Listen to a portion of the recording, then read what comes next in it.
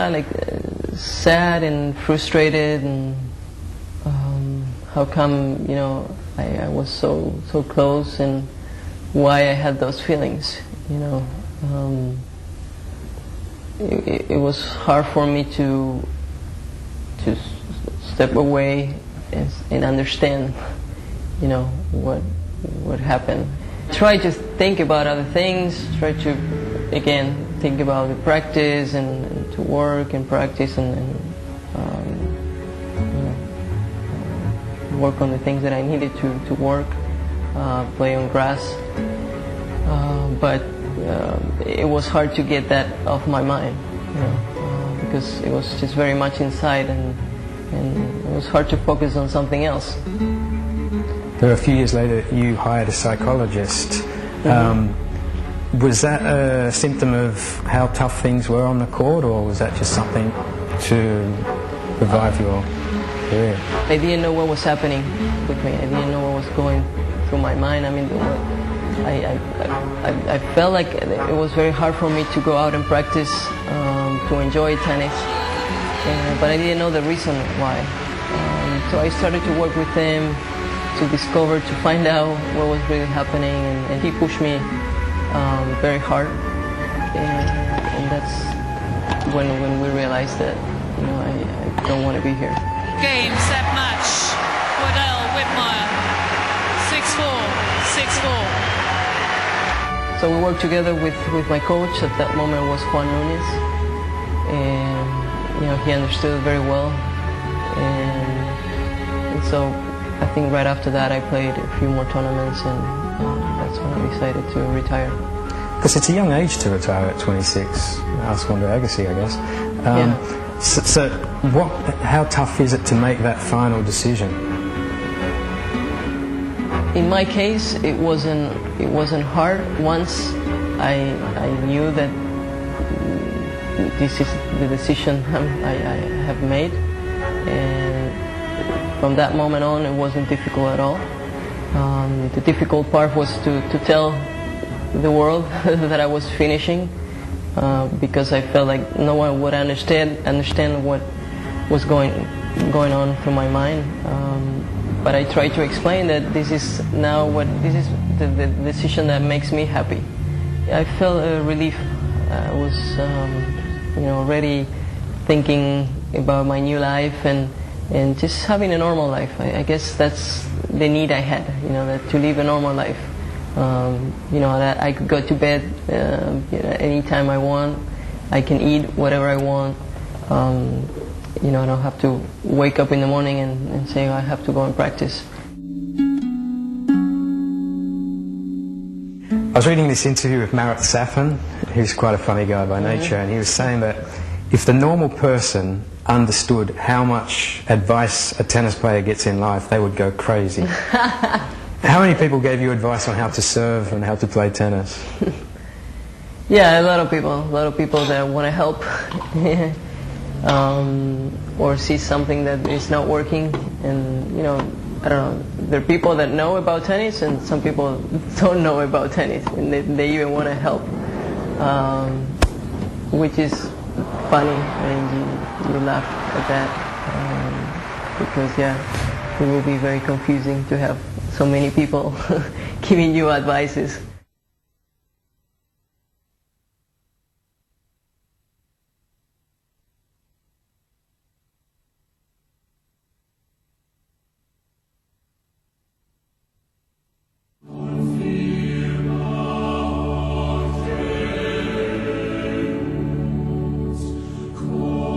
So Gabriela, I was really keen to get this interview, so when I emailed you I was really hoping that you would agree to it. So I went to a church and I was praying, please God, let me get this interview with Gabriela Sabatini, it's very important.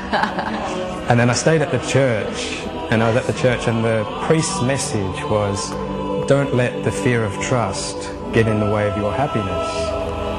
That's interesting. Okay. But how difficult is it to trust people when you're like Gabriela Sabatini Incorporated? Sure.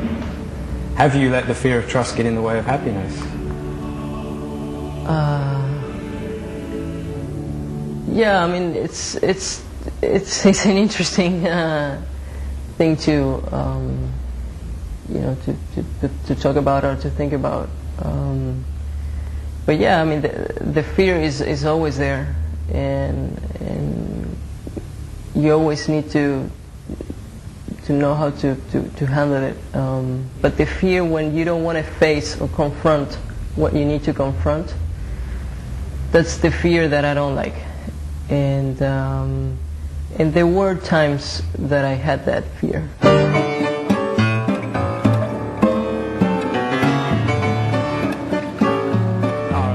El estilo que tenía, la técnica, creo que técnicamente fue una de las más grandes jugadoras de todos los tiempos. De por ahí quizás en lo anímico por ahí a veces caía un poco, pero técnicamente creo que fue superior a muchas de las mejores.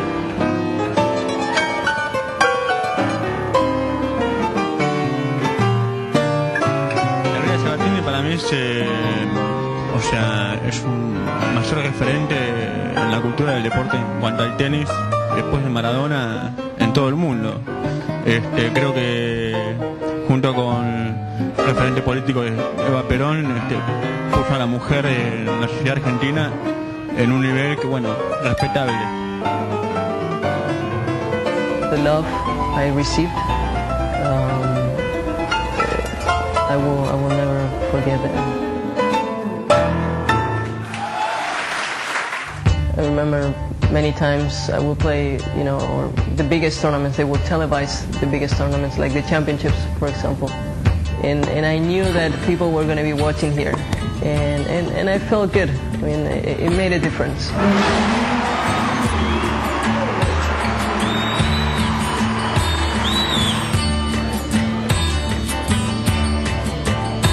Hola, ¿cómo estás? ¿Bien? Es muy fácil descubrir Es una de las mejores en la cual he sido inigualable hasta ahora. De verdad, es una fenomenal. Es el orgullo que tenemos los argentinos. toca a cualquiera, porque no todos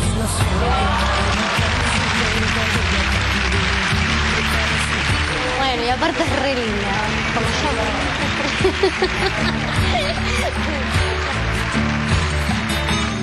When you're at the top, you need to move apart from, from your colleagues. I mean, from players and friends from Argentina. That we started to play together when we were little, and then at that time, after a few years, when you really have to get serious and try to become the best, it's like you need to move away. I remember it was very hard for me to leave home. When I started to travel more often, when I was 15, 16. I remember a few days before I would get depressed and I would go drive with my car around the city. And yeah, it was hard because I was very attached to my country, to my house, my family.